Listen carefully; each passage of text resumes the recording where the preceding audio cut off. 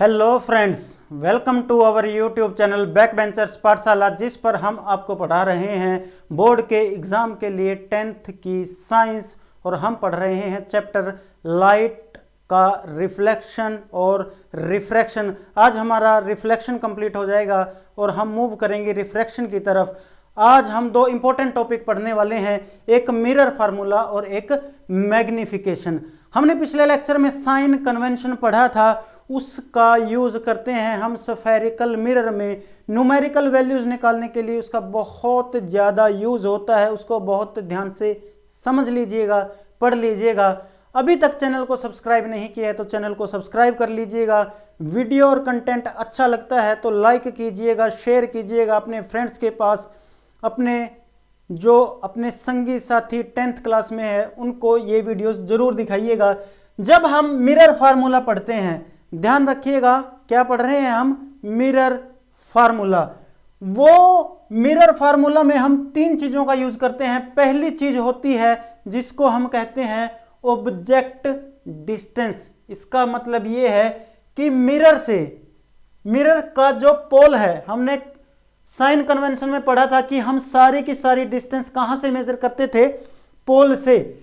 अब जो पोल से ऑब्जेक्ट तक की डिस्टेंस है, जो पोल से जहां पे हमारा ऑब्जेक्ट रखा हुआ है, उस डिस्टेंस को हम लिखते हैं u से। दूसरी डिस्टेंस क्या होती है? दूसरी डिस्टेंस होती है हमारी पोल से जहां पे हमारी इमेज बनती है, यानी कि इमेज की डिस्टेंस पोल से, उसको हम लिखते हैं स्मॉल v से। और तीसरी चीज आप लोगों ने पढ़ा ही था फोकल लेंथ के बारे में। फोकल लेंथ क्या थी? The distance between the pole and the principal focus, वही थी हमारी फोकल लेंथ। मिरर फार्मूला क्या है? इनके बीच में एक रिलेशन दिखाता है। वो ये कहता है कि 1/v plus 1/u is equal to 1/f। Numerical values में इसका बहुत ज़्यादा रोल है, बहुत ज़्यादा इसका यूज़ होने वाला है। ध्यान से याद कर लीजिएगा, ये प्लस है, ये प्लस है।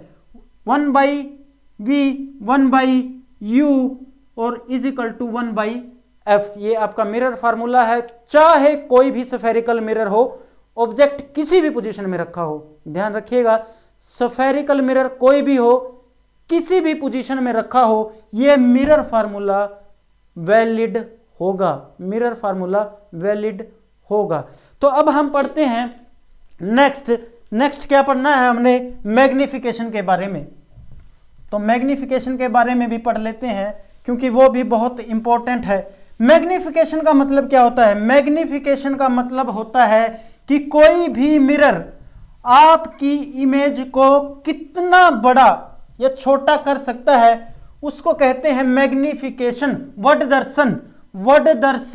आपकी ऑब्जेक्ट का साइज इतना था, उसने उसको बड़ा करके इतना बना दिया, वो होता है वड दर्शन, जिसको हम बोलते हैं मैग्निफिकेशन। वड दर्शन बोलते हैं इसको। बहुत ही आसान चीज है, अगर आप ध्यान से समझेंगे तो। हमने जब कार्टेशियन साइन कन्वेंशन पढ़ा था तो उसमें हमने पढ़ा था कि किसको पॉजिटिव लेना है, किसको नेगेटिव लेना है। उन्हीं का यूज हम यहां पे कर रहे हैं। तो सबसे पहले अगर कोई पूछे मैग्निफिकेशन क्या है, मैग्निफिकेशन है the relative extent to which a mirror क्या कर सकता है? मैग्निफाइड कर सकता है। किसको कर सकता है? इमेज को कर सकता है। किसकी इमेज की बात कर रहे हैं? ऑब्जेक्ट की इमेज को। यानी कि ऑब्जेक्ट के रिलेशन में, relative with respect to object, image का साइज क्या है? With respect to object, image का साइज क्या है, वो हमें बताता है मैग्निफिकेशन। अब आप ये बात याद रखिएगा, ये डेफिनेशन छोटी छोटी सी होती हैं, छोटी छोटी डेफिनेशन को पूछ लिया जाता है। अब इसका जब हम फार्मूला पढ़ते हैं तो ये एक रेशियो होता है। क्या होता है? रेशियो। रेशियो किस किस का? मैग्निफिकेशन को स्मॉल m से डिनोट करते हैं। किससे? स्मॉल m से। ये क्या होता है? इमेज की हाइट ऑफ इमेज अपॉन में ऑब्जेक्ट की हाइट, इनका रेशियो होता है ये मैग्निफिकेशन। किसका रेशियो होता है? इमेज की हाइट और ऑब्जेक्ट की हाइट का। जब हमने यहां से देखा तो हमने यहां डिनोट किया था कि ऑब्जेक्ट की जो हाइट है वो h है और जो इमेज की जो हाइट है वो h डैश है। तो मैं यहां से लिख सकता हूं m is equal to h dash image की हाइट अपॉन में h ऑब्जेक्ट की हाइट। इसको मैं एक और तरीके से लिख सकता हूं जो मैंने मिरर फार्मूला में ऑब्जेक्ट डिस्टेंस और मिरर से इमेज की डिस्टेंस के बारे में पढ़ा था। तो देखो, ऑब्जेक्ट की जो डिस्टेंस थी उसको v से और u, ये भी, और माइनस का निशान, ये ध्यान में रखिएगा माइनस का निशान क्यों आ रहा है, कैसे आ रहा है। ये आपका मैग्निफिकेशन फार्मूला है। अब एक चीज यहाँ पे इंपॉर्टेंट है, ध्यान देने लायक है, जो आपको न्यूमेरिकल में कंफ्यूज करेगी। हमने कार्टेशियन साइन कन्वेंशन में पढ़ा था कि अगर ऑब्जेक्ट ऊपर है, प्रिंसिपल एक्सिस के ऊपर है कोई भी चीज, तो हम उसको पॉजिटिव में लेते थे। इसीलिए ऑब्जेक्ट को h को हमेशा क्या लिया जाएगा? पॉजिटिव। ऑब्जेक्ट की हाइट को हमेशा, कोई भी मिरर हो, कैसा लिया जाएगा? पॉजिटिव। दिक्कत कहां पे आती है? दिक्कत तब आती है जब इमेज की बात होती है, जब इमेज की हाइट की बात होती है। अगर हमारे पास ऐसा मिरर है, हम देख रहे हैं इमेज कहां बन रही है? प्रिंसिपल लाइन के एक्सिस के नीचे। जब हम पढ़ते थे ऐसी इमेजेस को हम क्या बोलते थे? रियल इमेजेस बोलते थे। कैसी? रियल। और रियल इमेजेस में हमेशा हाइट, आप देखिए, प्रिंसिपल एक्सिस से नीचे नेगेटिव होगी।